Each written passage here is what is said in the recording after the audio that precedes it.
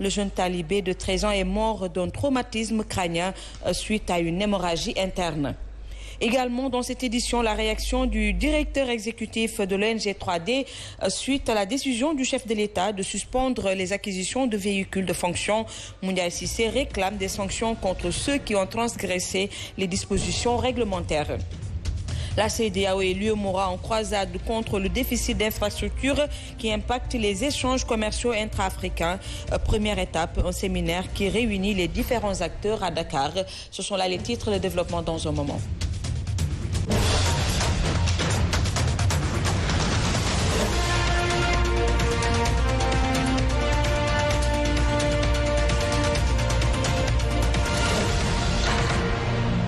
Bonsoir à tous. Nous vous l'annoncions dans les titres. Les résultats de l'autopsie de la dépouille du jeune talibé Habiboulaye Kamara ont été rendus publics. Des résultats qui confirment les confidences de l'enfant à ses parents. Le jeune talibé est mort d'un traumatisme crânien qui a causé une hémorragie interne suite à des coups violents sur la tête avec un objet contondant. Son maître coranique en garde à vue depuis lundi dernier au commissariat de Louga a été déféré ce jeudi au parquet. Quant à la dépouille du petit Habiboulaye Kamara, il a été remis à ses parents. Il était pensionnaire de l'internat Mariam Ibnatou Imran. L'information est à la une. Ce jeudi, le chef de l'État a décidé de suspendre les acquisitions de véhicules de fonction. Evelyne, c'est après avoir été informée des nombreux dysfonctionnements. Une décision qui a fait réagir le directeur exécutif de l'ONG 3D, Moundiaye Cissé, joint au téléphone, applaudit, mais il exige des sanctions contre les personnes qui ont outrepassé les règles, suivant sa réaction.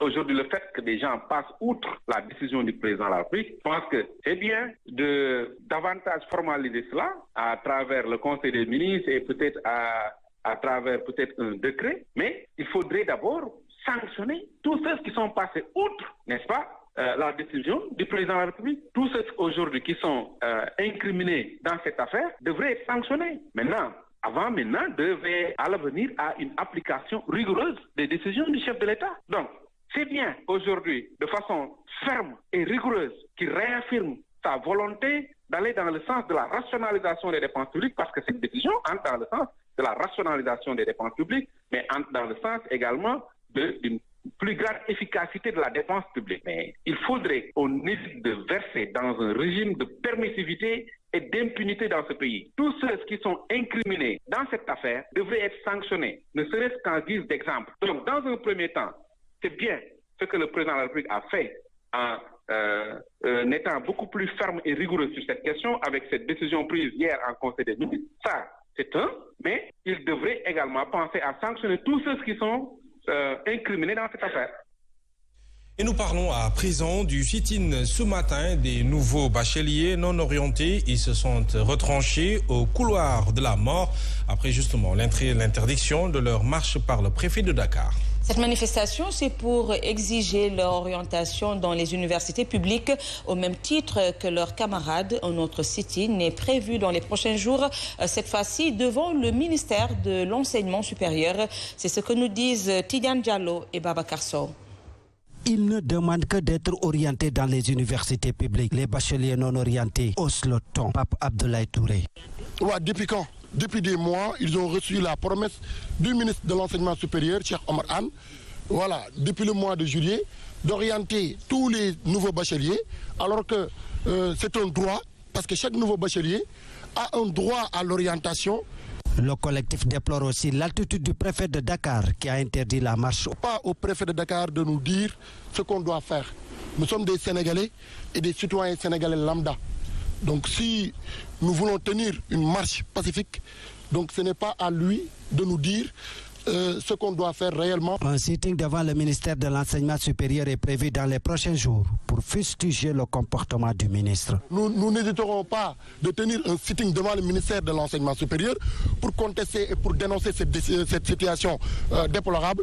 Mais aussi également nous allons tenir des fronts au niveau de cette faculté, au niveau de cette université Cheikh Anta Diop de Dakar. Ils espèrent cette fois-ci que les autorités régleront de façon définitive cette question relative à l'orientation des nouveaux bacheliers. Bonne nouvelle pour les étudiants de l'université Cheikh Anta Diop de Dakar. Evelyne Mondjouba, 3 jours après l'incendie qui s'était déclaré au restaurant central. Le service a repris ce matin. Le directeur du COUD, pour s'assurer de l'opérationnalité du restaurant, y a effectué ce matin une visite. C'est après avoir pris des dispositions pour renforcer la sécurité des lieux et des étudiants. Des inspecteurs ont été installés dans les différents restaurants. Le reportage d'Abdaziz Sow et Germaine Dior qui ont accompagné le directeur du COUD dans cette visite. Si vous n'êtes pas encore à table, il va vous titiller agréablement le palais. Soupe kanja et mafé au menu du jour. 2 plats bien sénégalais pour les étudiants. Nous sommes au niveau de la cuisine du restaurant central de l'université de Dakar. Le service a repris ce jeudi, 3 jours après l'incendie qui s'y était déclaré. Aujourd'hui, tous les appareils fonctionnent de manière correcte, y compris les 2 marmites qui avaient créé le feu. Ils sont aussi opérationnels que les autres qui n'ont pas été endommagés. Donc les services sont repris depuis le petit déjeuner. Donc les choses continuent leur cours normalement. Le thermomètre affiche plus de 40 degrés. Des extincteurs sont installés pour sécuriser les lieux. Il faut toujours en tirer les leçons. Par exemple, nous avions constaté que dans nos restaurants, dans tous les pavillons, il n'y avait pas des extincteurs. Nous avons commencé l'installation, vous pouvez le constater. Et ensuite, inviter les uns et les autres à plus de vigilance dans le travail. Et que les services de sécurité aussi continuent à veiller sur les biens et sur les personnes. Parce que tout porte à croire que cet incendie vient d'une défaillance humaine. Et nous avons décidé de renforcer le dispositif pour que tout soit surveillé, que tout soit sous contrôle. Des extincteurs vont également être installés dans tous les pavillons, soutient le directeur du COUD pour la sécurité des étudiants. Nous vous en parlions hier, les cours Sainte-Bernadette célèbrent ses 60 ans. Après le lancement hier des festivités, une cérémonie au Grand Théâtre a réuni élèves, personnel administratif et enseignants, ainsi que les parents d'élèves. Les élèves qui ont fait de belles prestations ont mis l'accent, entre autres, sur la protection de l'enfant et le respect des droits des enfants. Une occasion pour la marraine Zahra Iyane Thiam, ministre de la microfinance et de l'économie sociale et solidaire, de magnifier la qualité des enseignements au cours Sainte-Bernadette, suivant sa réaction. Et nous savons tous que les enfants, la jeunesse de manière générale, c'est la première richesse pour un pays. Dans un contexte de promulgation de la loi criminalisant le viol et la pédophilie, je pense que c'est important de faire prendre conscience dès le bas âge à nos enfants de l'importance et de la nécessité de vivre d'abord en société, mais surtout de mettre tout son effort pour acquérir les prédispositions qui vous permettront d'évoluer de la meilleure des manières. Donc je me réjouis de ce que les cours Sainte-Bernadette m'aient choisi comme marraine, mais surtout de la qualité de leur enseignement. Donc c'est une fierté pour nous qui partageons le même arrondissement, mais surtout c'est relever l'esprit d'abnégation et d'engagement pour la communauté. Evelyne Mondjouba, le service des maladies infectieuses de l'hôpital Fann a été outillé dans le cadre de la riposte à l'épidémie à coronavirus. Et puis, les équipes des structures sanitaires régionales ont également été formées dans ce cadre. Une assurance du ministère de la Santé et de l'Action sociale qui a organisé ce matin une formation pour les journalistes en santé aux populations. C'est à travers le service national de l'éducation et de l'information pour la santé, une formation qui a porté en grande partie sur la prévention. C'est ce que nous disent Aïcha Ning et Mamadou Ndoye. A mis en place un dispositif organisé sur le territoire national pour accueillir, si jamais un cas confirmé du coronavirus se présentait. Aujourd'hui, l'hôpital de Fann est positionné pour la prise en charge de cas éventuels. Mais également, il y a des hôpitaux secondaires tels que l'OGIP, c'est-à-dire ex-CTO. L'hôpital principal également est dans ce même lot, de même que l'hôpital de Dantec. Mais aussi au niveau des régions. Il ne faut pas oublier que aussi au niveau des régions, les centres de santé, on les a formés et on a identifié des zones d'isolement. Nous n'avons pas une sécurité alimentaire on ne peut pas avoir un état de bien-être. Si nous n'avons pas une sécurité nutritionnelle, on ne peut pas avoir de bien-être. Donc le Sénégal l'a très bien compris pour englober toute cette approche-là dans une seule santé qu'on appelle santé globale.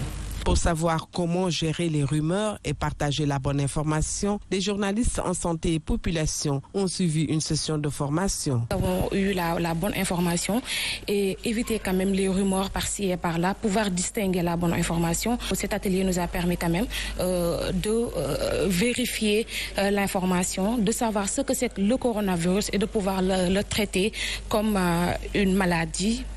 Selon Dr Ousmane Gueye, les mesures d'hygiène prescrites doivent être respectées par la population pour éviter la maladie du coronavirus. La CEDEAO et l'UEMOA joignent leurs efforts pour doter les États de la région et leurs organisations régionales d'infrastructures dans les secteurs du transport, de la télécommunication, de l'énergie et des ressources en eau. Evelyne, c'est dans ce cadre que se tient à Dakar justement un séminaire sur les infrastructures. Le faible taux du commerce intra-africain, à peine 10%, est dû, selon ces organisations, à un déficit d'infrastructures, un déficit qu'elles comptent combler avec une attention particulière pour l'Afrique de l'Ouest. La cérémonie d'ouverture a eu lieu ce matin, compte rendu Nanko Bagayoko et l'HDN. L'Ouest est confronté à un déficit d'infrastructures. Cette situation entrave notamment la promotion de l'intégration régionale, confie le commissaire des infrastructures de la commission de la CEDEAO. Aujourd'hui, le commerce intra-africain est très faible, à peine 10%, ce qui constitue un handicap pour la croissance et le développement. Aujourd'hui, il faut multiplier par 2 ou par 3 le réseau routier pour atteindre le même niveau de développement que l'Asie. Dans le domaine portuaire, la CEDEAO comporte une cinquantaine de ports, dont 6 ports importants. En vue de pallier aux insuffisances constatées dans le secteur des infrastructures, la CEDEAO a élaboré des programmes dans les secteurs des transports routiers, maritimes, aériens, ferroviaires, de l'énergie, des télécommunications et des ressources en eau. Nous sommes en train de finaliser un plan directeur des infrastructures. Ce plan directeur qui va aller de 2020 à 2045 va apporter des innovations majeures pour la sous-région. Déjà, les commissions de la CEDEAO et de l'UEMOA se sont engagées pour développer une liste de projets prioritaires régionaux prêts à être financés. Cette liste servira de base pour les échanges et négociations avec les partenaires. Merci. Et puis l'Organisation pour la mise en valeur du fleuve Sénégal lance son appel aux bailleurs pour le financement de son programme et pour la préservation du fleuve Sénégal menacé par les changements climatiques.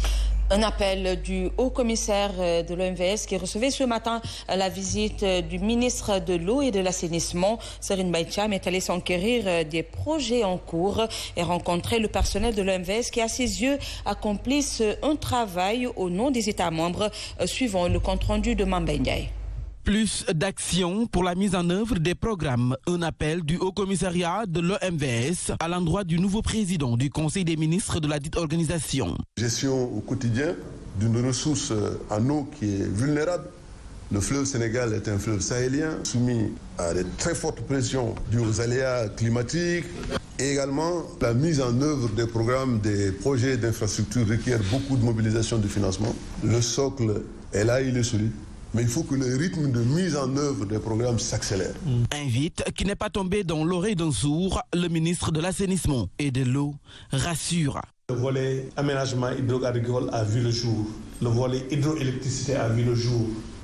Il reste le troisième volet, le volet navigation. Un des autres projets importants, c'est Gourbassi, qui permettra de réguler sur la Falémé, qui permettra de réguler davantage le fleuve Sénégal, de sécuriser la navigation, de sécuriser la disponibilité de l'eau pour l'usage agricole. Pour rappel, le ministre de l'Eau et de l'Assainissement, par ailleurs président du Conseil des ministres de l'OMVS, a rendu visite au personnel de la dite organisation, occasion pour le Haut-Commissariat de l'Organisation pour la mise en valeur du fleuve Sénégal de procéder à une remise symbolique d'un prototype de poubelle durable au maire de Fann Amitié Une façon pour l'OMVS de répondre à l'appel du chef de l'État pour un Sénégal zéro déchet. Toujours lors de cette visite, le ministre de l'Eau et de l'Assainissement a invité les pays membres de l'OMVS à redoubler d'efforts pour l'effectivité du projet de navigation sur le fleuve Sénégal, un projet qui constitue le 3e volet de l'organisation. Serigne Mbaye Thiam a également évoqué d'autres programmes tels que le barrage de Gourbassi au Mali, un ouvrage qui selon lui va permettre de sécuriser la navigation et d'assurer la disponibilité de l'eau à usage agricole.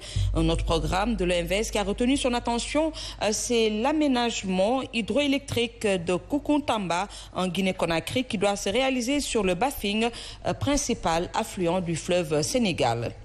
Et puis en plus bref, sachez que la police de Gouymine à Touba a mis la main sur plus de 4 tonnes de riz. Un individu a également été arrêté au quartier Ndam. C'est cet homme qui conditionnait dans des sacs de riz importés du riz de la vallée pour le revendre au prix du riz importé. Il est poursuivi pour tromperie sur la qualité d'un produit. Le général de division Jean-Baptiste Tine poursuit ses visites de prise de contact après sa prise de fonction plus tôt. Le haut commandant de la gendarmerie nationale et directeur de la justice militaire était donc à Ziguinchor ce matin, occasion saisie pour s'adresser à ses troupes. Jean-Baptiste Tine les exhorte à redoubler d'efforts dans la lutte contre la délinquance tout en respectant les droits de l'homme. Nous l'écoutons. Je leur ai demandé de garder le même cap, le cap de l'excellence, dans la lutte contre la criminalité sous toutes ses formes. Je veux parler des attaques à main armée, je veux parler du vol de bétail, je veux parler du trafic illicite de bois. Autant de phénomènes sur lesquels nos autorités reviennent très fréquemment pour nous rappeler à l'obligation de meilleure performance dans le cadre du combat contre ces fléaux. L'ensemble, disons, des orientations que j'ai données donc pour lutter contre la criminalité et prévenir le terrorisme comporte aussi des conseils pour le respect des droits de l'homme et la stricte observance des obligations en matière de dignité humaine. Et puis dans l'actualité sportive, sachez que le chef de l'État a procédé cet après-midi à la pose de la première pierre du stade olympique de Diamniadio. Evelyne, un stade de 50 000 places. Un complexe sportif qui sera doté de plusieurs infrastructures sportives. Les travaux devront durer 17 mois. C'est ce stade que nous présente Sayoka. Pour un coût de 156 milliards, Diamniadio aura un stade olympique de renommée mondiale. Avec cette somme faramineuse, ce stade de dernière génération aura la capacité d'accueil de 50 000 places. De par une série d'accords entre le président du Sénégal, Macky Sall, et le président turc, Recep Tayyip Erdogan, le chantier est ainsi confié à une société turque. Aussi, avec la réalisation de ce chantier, le Sénégal pourra enfin rivaliser avec les pays développés en termes d'infrastructures.